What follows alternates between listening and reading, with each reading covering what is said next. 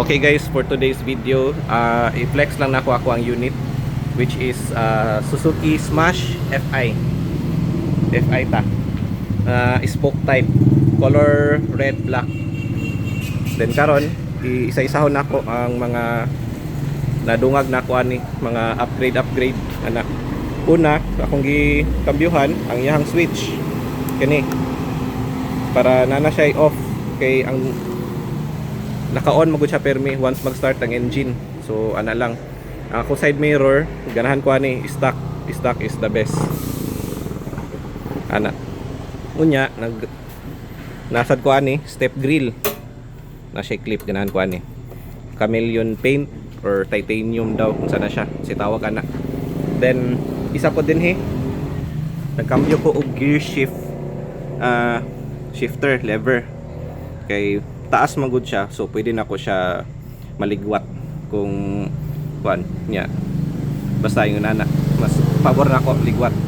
Then nagkambyo po ko og shock, man yang shock na kung gigamit karon ana. Then mao po ni ang top box, kani siya hexa alloy ni siya top box. Nala ni siya yung mga gamayng dents diri upon delivery, pero gamay ra nga issue na remedyohan na sad nato.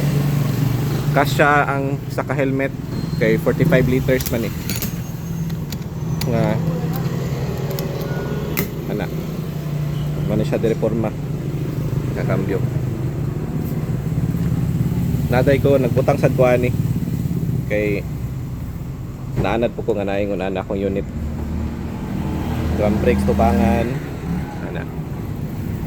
So check na atong bangko kay bata ka nagpala ko ilisan og camelback, pero problema dili pwede kay dili siya mo sakar diri ang side.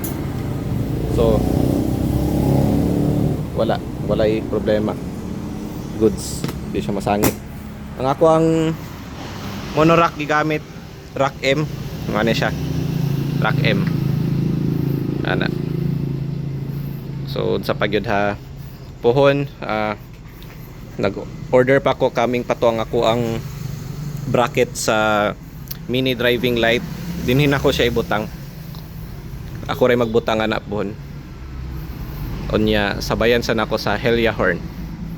Dire, try pa nako ni siya. Trabahoon ako pohon. So kato lang. Uniforma once again. Suzuki Smash FI.